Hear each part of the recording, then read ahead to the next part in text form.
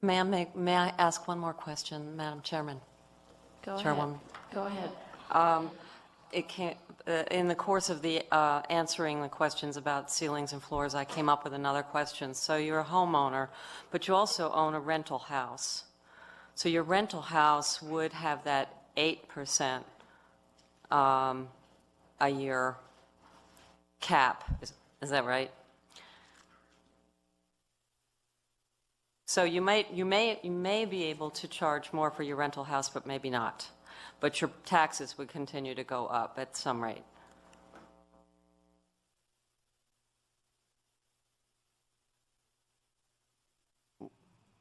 Well, again, Russell, that under the rental provisions for single-family owner-occupied homes, if you're renting the property at or below the HUD rates that are in the statutory provisions, then you would be eligible for the 3% abatement factor.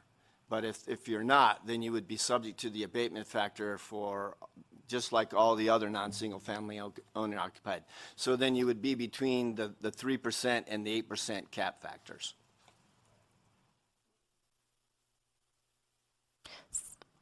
So if you'd like to submit an actual written question to get a written answer, that would be, we would be willing to do that. Okay, maybe Okay. that's what I should do. Thanks. But thank you. So seeing no one else, is there anyone else signed in Las Vegas? So is there anyone signed in opposition in Carson City? Mr. Fontaine, could you come back to the table, please?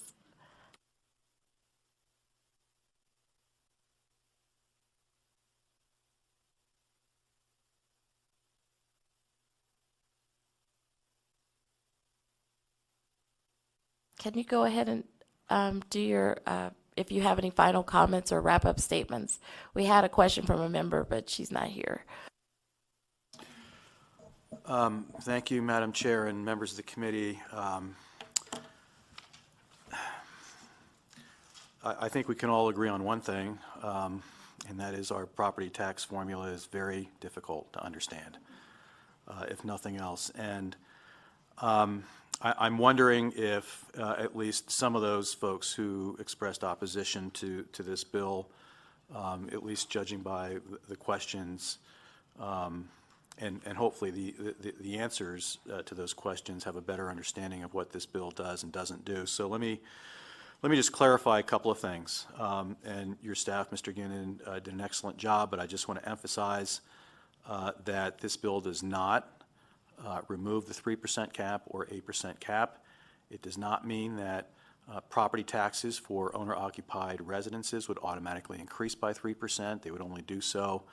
That remains the way it would be in existing law. So if your property value, as assessed by your county assessor, did not increase by 3% or more, and you didn't have some abatement from prior years, then your property tax bill would not increase by 3%. So that's not an automatic.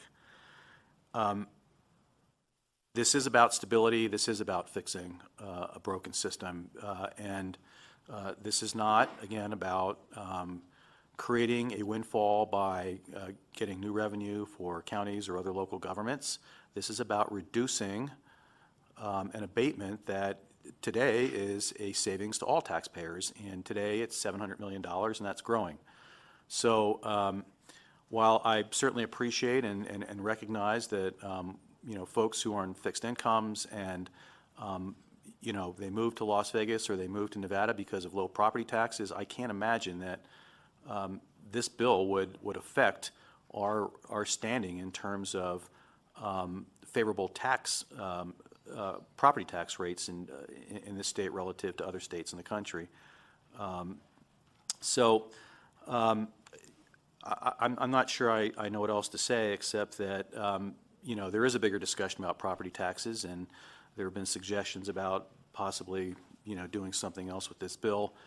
That was never our intent. We certainly understand how difficult this issue is to talk about. We're just trying to make one small incremental step towards correcting a system that we know needs to be corrected. And so it is a step in the right direction, and we would urge your support of this bill, and if there are any other questions, I'd be happy to answer them. Assemblywoman Bustamante Adams. Thank you, Madam Chair. Mr. Fontaine, so obviously there's a lot of confusion about the difference between the commerce tax and a property tax, and the difference between residential and commercial property tax. And so have you guys had communication on a communication plan for Nevadans if this goes forward? Because I don't know if that's in your conversations. And not to put it so technical, because I'm not sure if I could explain it to my mom. Madam Chair, to you and through you to Assemblywoman Bustamante Adams. We knew this was going to be a very difficult conversation. Believe me, even amongst the people who work in this arena, it's very difficult sometimes to understand. So your point is well taken, and we certainly learned a lot in this hearing about why we would need to do that, put together a communications plan and explain maybe in some schematic or some logic chart or whatever it is that we need to do to make this clear. You know, if you stopped, 1,000 taxpayers on the street and asked them why their property taxes were what they were this year, I can't imagine that one of them would understand it. I mean, quite frankly, part of what we're trying to do here is to simplify how all of this works, because I think most people would think that their property tax bill is going to increase by 3%. And you heard at least one of the folks who testified, I think it was Mr. Allen, that's what everybody thought it was, and that's what everybody, when the caps were put into place back in 2005, that's what everybody agreed to. This secondary calculation has really complicated all of that. If it were simply a matter of a 3% cap and an 8% cap, people get that. So, you know, your point's well taken, and we would certainly endeavor to work with folks to help us put together that kind of communication plan. Okay, so there's Assemblywoman Cohen. Thank you, Chair. Okay, so no one's tax bill's going up until their home value goes up more from where we're at now, correct? That's what we're saying? Sure. Madam Chair, to you and through you to Assemblywoman Cohen, at least you didn't ask me about the 3%, whether that was a floor or a ceiling. So thank you for not asking that question. No one's tax bill will go up next year. I can say that with certainty. Beyond that, the projections are that no one's tax bill would go up until, well, at least through 2022. And again, that's based on the projections of where the CPI would otherwise be. Beyond that, I can't predict the future. Sorry, So I forgot that from the beginning of the hearing. I was a hope long that time answered your ago. question. Okay, and that, we're going back to information we're all getting from the county assessor. Everyone's individual county assessor is dealing with home values. Okay. If I may, Right. Madam Chair. I'm trying to understand We're- the question. I guess my point that I'm trying to make is people's homes are going to be assessed at values coming from the individual assessors from their individual counties, not decisions being made in Carson City, is the point that I guess I want to make sure, I'd like to have you confirm. Okay. Madam Chair, to you and through you to Assemblywoman Cohen, that is absolutely correct. There's nothing in this bill that would change the way the county assessor assesses your property. There's nothing in this bill that would change the tax rate or depreciation factor or anything else. And that's why, you know, those who came and testified in support of this bill indicated that this really is a very small step. You know, this doesn't do anything other than set the floor eventually at 3% so that we don't have this artificially, I shouldn't say artificially, but this unintended consequence result in property tax revenues going down to 0.2 like they were this year. Thank you. Assemblywoman Benitez Thompson. Thank Thank you so much. So just to clarify what you said, and there's been all this clarification, but it's great. So when you said people's tax bills won't go up next year, they do go up, but they go up under the status quo. What you meant is that without this language were to be passed, then it starts to take effect the year afterwards. But there's going to be a small increase in property taxes next year, and I believe that's the number that was first referenced by our first trio of opposition. It's in talking about that it's going to be the 2.6 CPI for the 2018 calculations, but that's not as a result of this bill and this change. That's just what's going to happen in the status quo.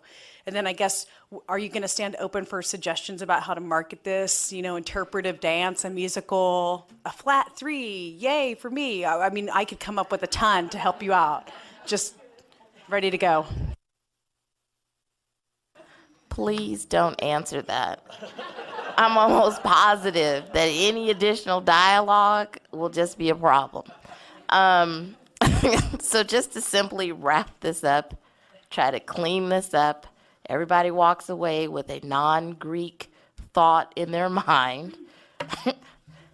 All this bill, AB43, the amendment, does is stabilize the property tax so that when we kept seeing all of these dips over a period of time, we are leveling out and we're going to see a stable flow, and it'll be at 3%. That will be the floor, that will be the ceiling, no adjustments. It's kind of like everybody gets to walk forward. They don't get to see a negative drop, which is what we saw in the past, and that we're actually just providing stability so we can plan around our needs, our goals. We may not get growth, but we will get stability. Would that be an accurate assessment of what AB 43 amendment does? Madam Chair, I think you summarized very well. I would just add one sort of caveat or condition, I should say, to that. The dips in the property tax revenues that you refer to have happened twice. Well, they've happened once this year, and they will happen again next year. It's a rare occurrence. This isn't a cyclical thing where since 2005 we've seen dips. But not because of the secondary calculation. What this bill does is prevents a rare occurrence from ever happening again where it will result in property tax revenues below 3%.